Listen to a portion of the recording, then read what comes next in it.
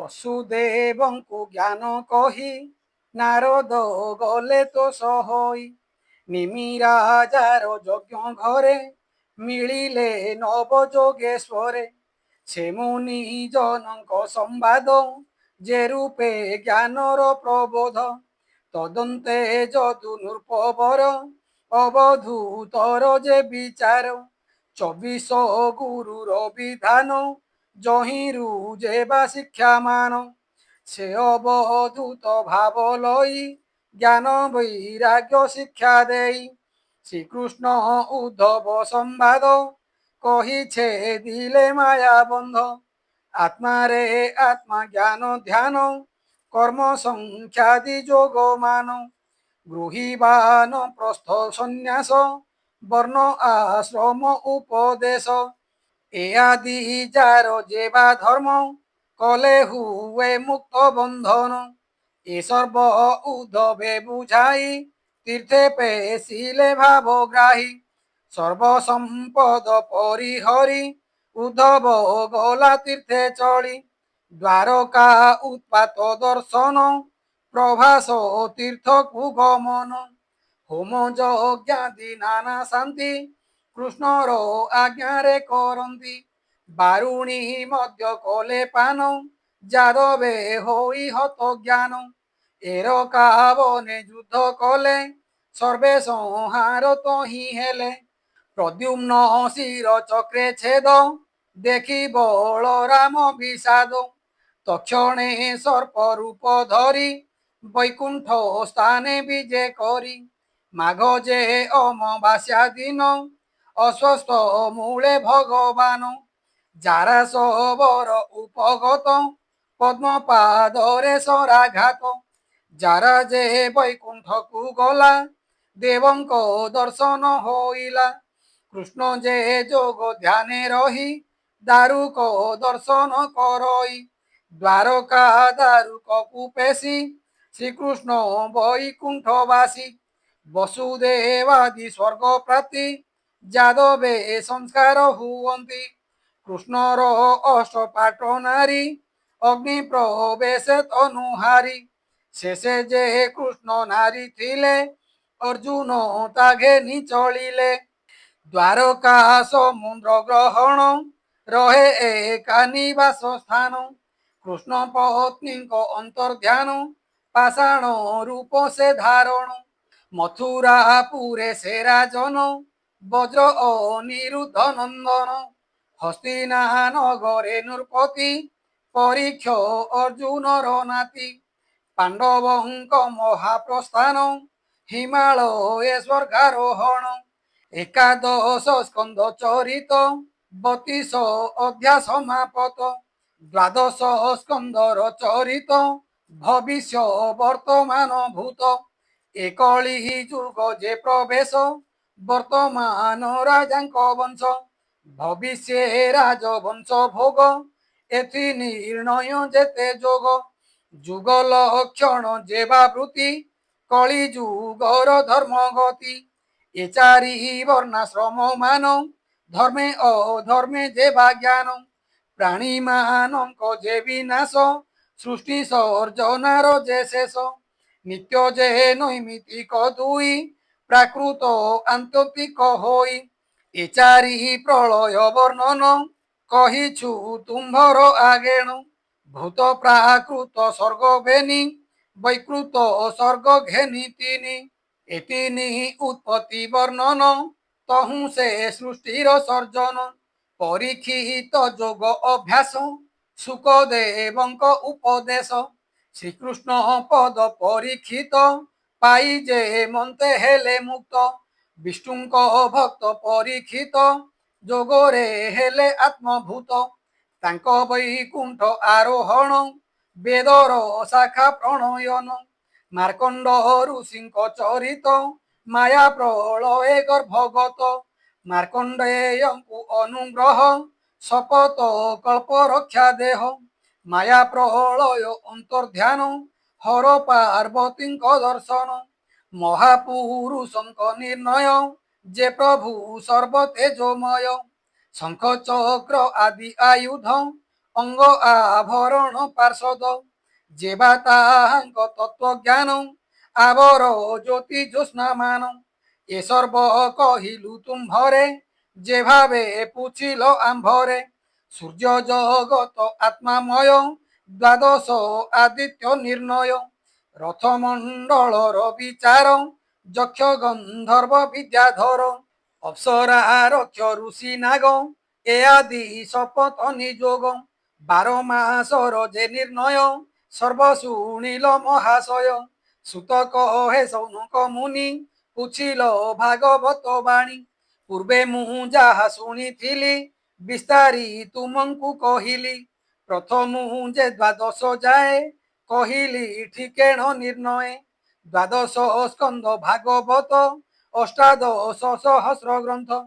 335 ଅଧ୍ୟାୟରେ ଏ ପୁରାଣ ଶେଷ ବାସୁଦେବର ଯେତେ ଲୀଳା ଅବତାରରେ ଯେତେ କଳା ବର୍ଣ୍ଣିଛି ତାହାଙ୍କ ମହିମା ଯେତେ କହିଲି ଗୁଣ ସୀମା ସେ ପ୍ରଭୁ ପରମ ପୁରୁଷ ତାହାର ମହିମା ଅଶେଷ ଶ୍ରୀରାମ ହଳି ଯେ ବରାହ କମଠ ମୀନ ନରସିଂହ ହରି ଯେ ଧ୍ରୁବ କୃଷ୍ଣୀ ଗର୍ଭ ହୟଗ୍ରୀବ ଆଉ ଋଷଭ ଭାର୍ଗବ କପିଳ ଯେ ହଂସ ନାରଦ ଯଜ୍ଞ ବେଦ ଭ୍ୟାସ ମୋହିନୀ ନର ନାରାୟଣ ଦତ୍ତାତ୍ରେୟ ଯେ ଶିବାମନ ବୁଦ୍ଧ ଯେ କଳ୍କି ଧନ୍ୱନ୍ତରୀ ଧର୍ମଧାତା ଯେ ଆଦି କରି କୁମାର ପୃଥୁ ମନ୍ୱନ୍ତର ଶ୍ରୀକୃଷ୍ଣ ଆଦି ଅବତାର 32 ଅବତାର ହୋଇ ଦୁଷ୍ଟ ନାଶୀ ଉଶ୍ୱାସୀ ମହି ତାହାର ନାମ ଉଚାରିଲେ ନୟନେ ତା ରୂପ ଦେଖିଲେ ଶୁଣି ଶୁଣାଇ ଯେବା ଗାଏ ସମନ ଭବନେ ନ ଯାଏ କ୍ଷୁଧା ତୃଷାରେ ଆର୍ତ ହୋଇ ନାନା ତାପରେ ବ୍ୟଥା ପାଇ ଚାଲନ୍ତେ ପଥ ହୁଡ଼ି ପଡ଼େ ପାଷାଣୀ ଅବା କଣ୍ଟା ବାଡ଼େ ହେଳା ବା ଶ୍ରଦ୍ଧାରେ ଶୁଣଇ ସଂସାର ସାଗରୁ ତରଇ ତା ନାମ ଦୃଢ଼େ ଯେ ଭଜନ୍ତି ତା ହୃଦେ ବାସୁଦେବ ସ୍ଥିତି ଅଜ୍ଞାନ ତମ କରେ ଦୂର ନିର୍ମଳ ହୁଅଇ ଶରୀର ଅନ୍ଧାର ଯେନେ ସୂର୍ଯ୍ୟ ତ୍ରାସେ ପବନ ଯେନେ ମେଘ ନାସେ ବାସୁଦେବଙ୍କ କଥା ଛାଡ଼ି ଆନ କଥାରେ ଯେବେ ବଢ଼ି ସକଳ ବ୍ୟର୍ଥ ତାର ହୋଏ କୁହୁକ ବିଦ୍ୟା ଖେଳ ପ୍ରାୟ ସେ କୃଷ୍ଣ କଥା ରସ ବିନା ଯେତେ କବିତ୍ୱର ବର୍ଣ୍ଣନା ଶ୍ରସ କଳାରେ ରସି ମନ ସେ ସର୍ବ ବିଅର୍ଥ କାରଣ ଏଣୁ ଶ୍ରୀକୃଷ୍ଣ କଥା ସାର ସତ୍ୟ ପବିତ୍ର ସୁଧାଧାର ମଙ୍ଗଳଦାୟକ ଶବ୍ଦରେ ମନରୁ ମଳ ଅପହରେ ନବୀନ ମନ ମହୋତ୍ସବ ଆନନ୍ଦ କରେ ସର୍ବଜୀବ ଏ ଦୁଃଖ ଶୋକାର୍ଣ୍ଣବ ମାନ ଶୋଷଣ କରେ ତତ୍କ୍ଷଣ ଯେ ଜପେ ବାସୁଦେବ ନାମ করে কীর্তন সুমরণ জগত পবিত্র করই পুଣି আত্মাକୁ নিস্তারই যে মুখে বাসুদেব বাণী গায়ন ন କରନ୍ତି ପ୍ରାଣୀ ତା ବାକ୍ୟ କାକ ତୀର୍ଥ ବୋଲି ହଂସ ନ କରେ ତହିଁ କେଳି ତା ନାମ ଧରି ସାଧୁ ଜନ ଯେ ଶ୍ଲୋକେ କରୁଥାନ୍ତି ଜ୍ଞାନ ବିଚିତ୍ର ରଚନା ଚାତୁରୀ ନଥିଲେ ସୁଦ୍ଧା କଳାସିରି জগত পাপ বিনাশই শ্লোকে শ্লোকে পাপ হরই যেবে সকল কর্ম ছাড়ি সন্ন্যাস মার্গে চিত্ত বড়ি বাসুদেব ভজন নাহি তাহার জ্ঞান নশ ভই সংসারে থাই সর্বধর্ম যেতেক শুভাশুভ কর্ম যেবে শ্রী বাসুদেবে দেই সাধু বৈষ্ণব তাকু কহি বেদ পঠন বর্ণ ধর্মে তপ আদিরে যেবা ভ্রমে বাসুদেব যেবে ন জানি বিঅর্থে মরন্তি সে প্রাণী সে কৃষ্ণ চরণার বিন্দ সে প্রাণী করই আস্বাদ কীর্তন নাম গুণ মান আবর স্মরণ পূজন চিত গোবিন্দ নপাশরে সকল অমঙ্গল তরে হে বিপ্র শ্রেষ্ঠ ভাগ্যবন্ত সাধু পবিত্র তুম্ভ চিত জগত আত্মা বাসুদেব যেণু একাগ্রচিতে ভাব পরীক্ষ রাজা গঙ্গা তীরে প্রায় প্রবেশ ন সে কলে যোগ আসনে বসি পুଣି ଯେ ଭାଗବତ ସୁଖବାଣୀ ମୁହିଁ ତାହା ଶୁଣିଥିଲି ପୂର୍ବେ କହିଲି ତୁମ୍ଭ ଭକ୍ତି ଭାବେ ଏବେ ସ୍ମରଣ ତାହା କଲି ସଂସାର ବନ୍ଧନୁ ତରିଲି ହେ ବ୍ରହ୍ମ ଋଷି ମାନେ ଶୁଣ ଶ୍ରୀ ଭାଗବତ ଏ ପୁରାଣ ଶ୍ରୀ ବାସୁଦେବଙ୍କ ଚରିତ ଅତି ପବିତ୍ର ଯେ ଅଦ୍ଭୁତ ସେ ବାସୁଦେବ କର୍ମ ଗୁଣ ବେଦ ପୁରାଣରେ ବଖାଣ କେହି ତାହା ନ ଜାଣନ୍ତି ଅନ୍ତ ଆକାଶ ଯେହ୍ନେ ଅପ୍ରମିତ ଶୁଣିଲେ ସର୍ବ ପାପ ହରେ ପଠନେ କି କହିବା ପରେ କ୍ଷଣେ ପ୍ରହରେ ଯେବା ନିତ୍ୟେ ଶୁଣେ ଶୁଣାଏ ଏକ ଚିତେ ଶ୍ରଦ୍ଧା ଭାବରେ ଯେ ପଢ଼ଇ ସତ ପୁରୁଷ ଉଦ୍ଧାରଇ ଜୀବନ ମୁକ୍ତ ସେ ବୋলাই ବୈକୁଣ୍ଠେ ଅନ୍ତ କାଳେ ଯାଇ ଦ୍ୱାଦଶୀ ଏକାଦଶୀ ତିଥି ଅଷ୍ଟମୀ ପୂର୍ଣ୍ଣିମା ସଂକ୍ରାନ୍ତି ଚତୁର୍ଦ୍ଦଶୀ ଅମାସ୍ୟା ପୂର୍ବ ସେ ପୁଣ୍ୟ ତିଥି ମାନ ସର୍ବ ପଢ଼ି ଶୁଣିଲେ ସର୍ବସିଦ୍ଧି ପୁଣ୍ୟ ସମ୍ପଦ ଆୟୁ ବୃଦ୍ଧି ଅନ୍ନ ଭୋଜନ ବିନା ଯେବେ ପଠନ ସ୍ମରଣ କରିବେ ମହାପାପରୁ ମୁକ୍ତ ହୋଇ ବିଷ୍ଣୁ ଭକତି ସେ ଲଭଇ ପୁଷ୍କର ତୀର୍ଥ ବଦରିକା ମଥୁରା ପ୍ରୟାଗ ଦ୍ୱାରକା କୁରୁକ୍ଷେତ୍ର ପୁରୁଷୋତ୍ତମ କାଶୀପୁର ଉତ୍ତମ ସ୍ଥାନ ସଂଯମୀ ହୋଇ ଯେଉଁ ଜନ ଦଶମୀ ଏକାଦଶୀ ଦିନ ଦ୍ୱାଦଶୀ ତିଥି ଉପବାସ ସଂକଳ୍ପ ଚିତ୍ତରେ ଅଭ୍ୟାସ ଏକାଗ୍ର ଚିତ୍ତ ହୋଇ ଶୁଣି ନିସ୍ତରେ ଭବ ତରଙ୍ଗିଣୀ ସର୍ବ ପାପରୁ ମୁକ୍ତ ହୋଇ ଅଗ୍ନି ଯେ ସନେ ସର୍ବ ଖାଇ ଦେବତା ମୁନି ସିଦ୍ଧ ଗଣ ପିତୃମନୁଏ ନୃପଗଣ ଅବିଘ୍ନେ କାମନା ପୂରଣ କରନ୍ତି ହୋଇ ତ ସମନ ଯେବେ ଦରୁକ ଯଜୁ ଶ୍ୟାମ ତାହାକୁ ପଢ଼ନ୍ତେ ବ୍ରାହ୍ମଣ ଯେ ମଧୁ କୁଲ୍ୟା ଘୃତ କୁଲ୍ୟା ଆବର ପାଏ ଦୁଗ୍ଧ କୁଲ୍ୟା ପଢ଼ିଲେ ସେ ଏହି ପୁରାଣ ପାଏ ଏ ସବୁ ଫଳ ମାନ ପୁଣି ପରମ ପଦ ପାଏ ବିଷ୍ଣୁ ଚରଣେ ପ୍ରୀତି ହୋଏ ବିପ୍ର ଯେବେ ପଢ଼ି ଶୁଣଇ ଅଖଣ୍ଡ ପ୍ରଜ୍ଞାଙ୍କୁ ଲଭଇ କ୍ଷତ୍ରି ଯେବେ ପଢ଼ି ଶୁଣଇ ଶପଥ ଦ୍ୱୀପେ ରାଜା ହୋଇ ବୈଶ୍ୟ ଯେ ପଢ଼ି ନ ଶୁଣିଲେ ଧନର ତନ ତାକୁ ମିଳେ ବିଷ୍ଣୁ ପ୍ରାପତ ତାରେ ହୋଇ ସୁଖେ ବାଣିଜ୍ୟ କୃଷି ହୋଇ ଶୂଦ୍ର ହୋଇଣ ଯେବେ ପଢ଼ି ଶୁଣଇ ଶ୍ରଦ୍ଧା ଚିତେ ବଢ଼ି ସକଳ ପାପୁ ମୁକ୍ତ ପାଇ ଶ୍ରୀକୃଷ୍ଣ ଚରଣ ଲଭଇ ଶ୍ରୀ ଭାଗବତ ଏ ପୁରାଣ କଳି କଳୁଷ ବିନାଶନ ଏ ବାସୁଦେବର ମହିମା ଗାୟନ ତାଙ୍କ ଗୁଣ ସୀମା ଆନ ପୁରାଣ ମାନଙ୍କର ଏ ଭାବ ନୁହଁଇ ପ୍ରଚାର ଅଶେଷ ଜଗତ ମୂରତି ଏ ଗ୍ରନ୍ଥେ ବାସୁଦେବ ସ୍ଥିତି ତାଙ୍କ ମହିମା ପଦେ ପଦେ କଥା ପ୍ରସଙ୍ଗରେ ଆନନ୍ଦେ ସେ ଭାଗବତ ବାସୁଦେବ ଅଜୟ ଅମୂର୍ତ୍ତି ଯେ ଦେବ ଅନନ୍ତ ଆତ୍ମତତ୍ଵମୟ করে উৎপত্তি স্থিতি লয় সকল মায়ার কারণ অশেষ জীবর ধারণ ব্রহ্মা যে সর্বদেব পিতা ইন্দ্র মহেশ ব্রহ্মবেতা নিগমে তাঙ্কু করি স্তুতি যা আদি অন্ত না জଣନ୍ତି ସେହି ଅଚ୍ୟୁତ ଚରଣର କରଇ କୋଟି ନମସ୍କାର ଅରୂପ ହୋଇ ରୂପବନ୍ତ ଯେ ନବ ଶକ୍ତିରେ ସଂଯୁତ সকল মায়ার রচনা স্থাবর জঙ্গম যাতনা সর্বভূতরে পুরিছন্তি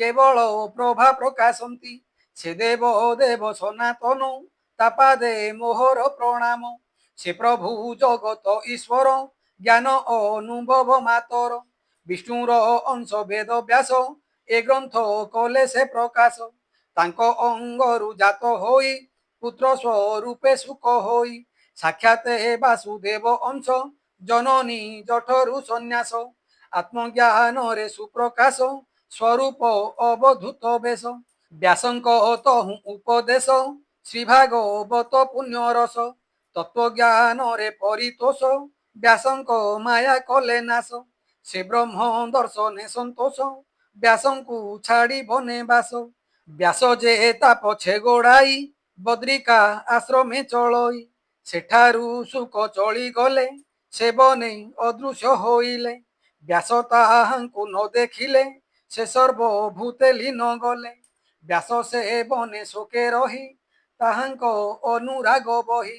ତକ୍ଷଣେ ବୃକ୍ଷଙ୍କର ମଧ୍ୟ ଅଦ୍ଭୁତେ ସ୍ଫୁରିଲା ଶବଦ। ପ୍ରାଣୀ ଜନ୍ମନ୍ତି ବାରମ୍ବାର କେ ପୁତ୍ର କେ କାହା ପିଅର। সকলে কর্মে আতজাত কর্ম বন্ধনে তাত মাত। এভাবে চতুর্দশ লোক শুনিলে বৃক্ষরু যে বাক্য। তা শুনি ব্যাস বোধ হই আপনা হৃদয় জ্ঞান পাই। এবং ভূত যে সুখদেব তাঙ্ক চরণে নিত্য ভাব। জগত হিতে ব্রহ্মদেহি পুরাণ ভাগবত কহি। এ ভাগবতর মহিমা কে কহি পারে গুণ সীমা। পরীক্ষ রাজা পুণ্য বলে সুখ মিলিলে অবহেলে। পরীক্ষ ভাগবত শুনি বৈকুণ্ঠ লভিলে সে পুଣି।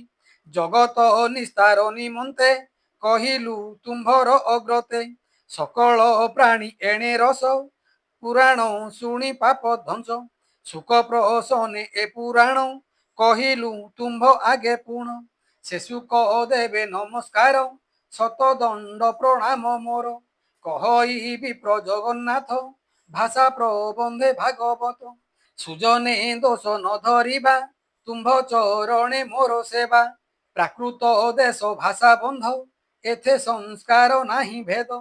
12 মাত্রা 50 শবদ ব্রহ্মর বিচার। সকল প্রাণী পাপ নাশে ঔষধ জেনে রোগ ধ্বংসে। বেদ পুরাণ আদি যেতে সংস্কার প্রাকৃত সহিতে। সকল দেশ ভাষা মান ସେହି ଅକ୍ଷର ଭିନ୍ନ ଭିନ୍ନ। ସେ ବିଷ୍ଣୁ ସର୍ବଭୂତେ ଏକ ଅର୍ଥବାଦେ କହି ଅନେକ। ଯେଣୁ ତା ମିତ୍ର ଅରି ନାହିଁ କେବଳ ଭାବେ ବଶ ହୋଇ।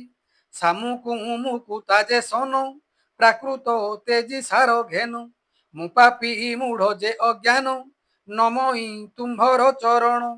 କୃଷ୍ଣ ଚରଣେ କରି ଆସ କହଇ ଜଗନ୍ନାଥ ଦାସ। ଦ୍ବାଦଶ ସ୍କନ୍ଧେ ହରି ବାଣୀ ସଂସାର ତରେ ଯାହା ଶୁଣି। ইতি শ্রীমদ্ভাগবতে মহাপুরাণে পরমহাস্যাং সহিতায়াং দ্বাদশ স্কন্ধে সুত সৌনক সংবাদে প্রথম স্কন্ধাদারভ্য দ্বাদশ স্কন্ধ পর্যন্তং ভাগবত বিষয় বর্ণনং নাম দ্বাদশোধ্যায়।